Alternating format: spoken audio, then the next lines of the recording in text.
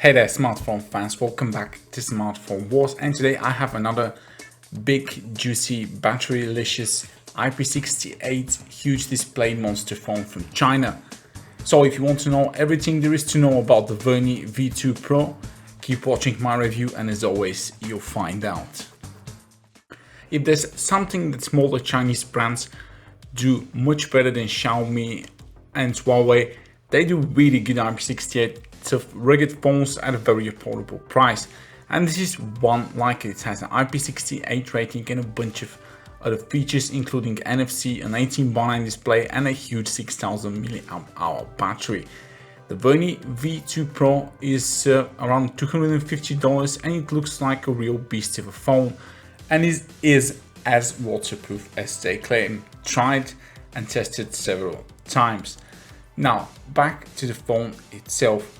I wouldn't say this is the most beautiful design, but it certainly looks authentic, looks real and draws attention with those red lines and with the specs Android 8.1 Oreo, IP68 again and NFC. It's a huge battery phone, but it's not actually the thickest one I've seen.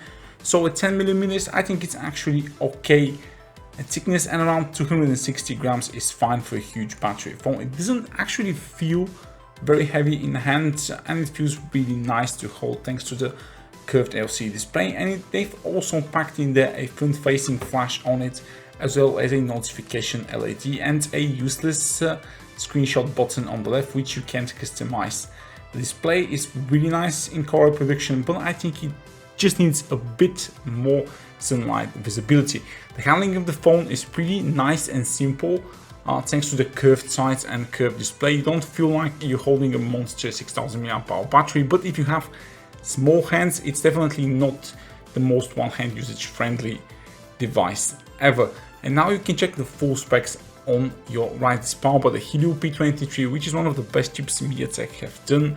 Actually, it has a dual SIM tray slot and you don't actually need a SIM pin for it, which is really nice and useful, as is the rear fingerprint scanner. The phone also has Face ID, but it's only reliable during the day, and during the night it probably won't open the phone for you, because it isn't for me. There is no headphone jack for this. You have to make do listening to music either with Bluetooth or via the headphone jack converter. It's actually pretty okay. The V2 Pro is not marketed as a rugged phone, and it actually isn't. And as you can see, I've actually shattered mine. Now, to give actually benefit to the Vernee V2 Pro, it actually took a few drops to get it shattered like this, and it shattered from like my ears height on concrete floor. But as you can see where it shatters on the sides, there's some small plastic hinges on the top and bottom which protect the display from a fall. But since the display is curved, they don't actually protect it from the side. So I've dropped my phone and it got cracked on the sides because of the curved display. So it looks really good, but it's not very functional for a rugged device. I'm pretty sure that the phone can withstand summary like a lot of drops on the back and on the front, but it won't do on the sides. As a positive and as a real surprise to me, the Vernee V2 Pro, even though absolutely shattered, works like new. Absolutely no problem, no screen delay, no like ghost touching or anything. And the display is still super responsive at that. I don't think I can say that about a lot of phones. So the Vernee V2 Pro display is actually quite tough, as you can see, and quite functional after it's shattered from the sides. I'm not saying this is like a really good thing, but I wasn't expecting it. And here you can see like all of the specs. I'm going through like 6300 mAh battery, all the sensors you need, Helio P23, 6 gigs of RAM, Android Oreo.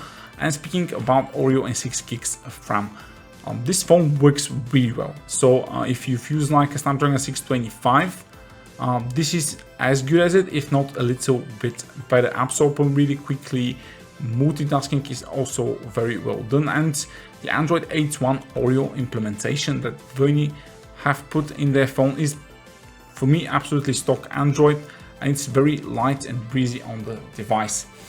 Now, I know a lot of you really want that NFC chip in a lot of phones, and it really works with the Vernee V2 Pro. I'm not sure why rugged phone lovers would want that, but it's there, it works.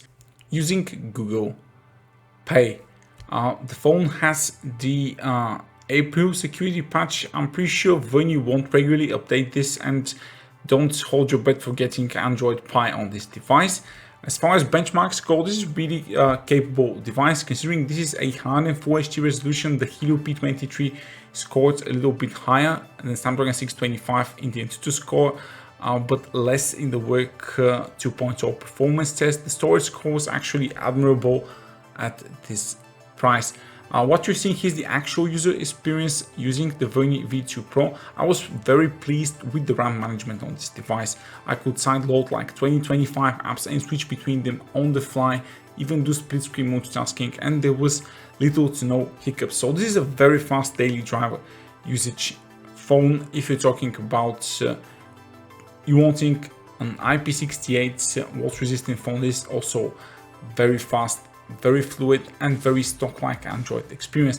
I don't think there is any phone like that at all below $300 where the Vernee V2 Pro is priced at. So this really gives it a huge advantage over anything. So Xiaomi can have 50 Redmi phones, Huawei have like a lot of really nice looking devices at this price range, but none of them are IP68 waterproof, and definitely not as tough as the Vernee V2 Pro, and don't have this large battery. Now, MediaTek get a lot of stick about battery life, but the Helio P23 actually delivers really good battery life. I'm talking about definitely 2 days with heavy usage on this phone, or around 3 to 4 days with moderate usage. It's good for around over 10 hours of continuous GPS navigation, around 30 hours of YouTube watching. It's really good battery device. If you're into gaming, the Helio P23 at this resolution is not an amazing gaming chip, but it's definitely on par, if not better, than the Snapdragon 625 in most of the games I tried, including PUBG and Lineage 2. Here I'm showing a brief clip of one of my favorite games, the Shadow Fighter, which is actually a very nice looking graphics game. This is on medium settings and it's running very fluid on the Vernee V2 Pro.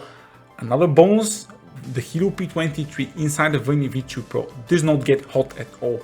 Even after 15-20 minutes of gaming, you can feel the phone getting slightly warm, but never hot, and the temperatures for the CPU stay within that 50, 55, 56 degrees range, and the battery temperature doesn't go doesn't go higher than 40 degrees. What about charging? Vernee does support fast charging with the charger, and you get the full phone charged in around 2 hours and 15 minutes. That is really okay, considering this is a huge 6300 mAh battery device, and during charging the battery temperature doesn't go over 42 degrees, so you're probably safe using the phone, even doing a little bit of gaming while it's charging.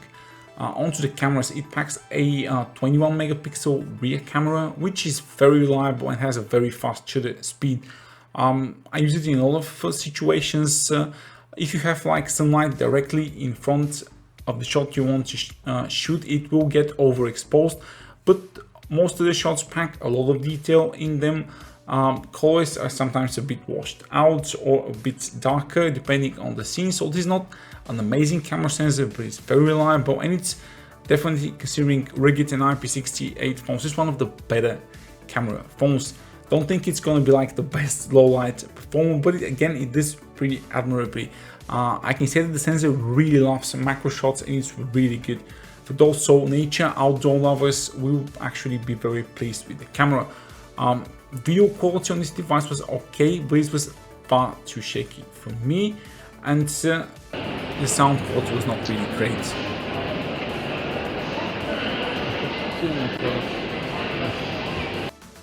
The front camera is actually meh at best, so it takes okay selfies in multitasking conditions.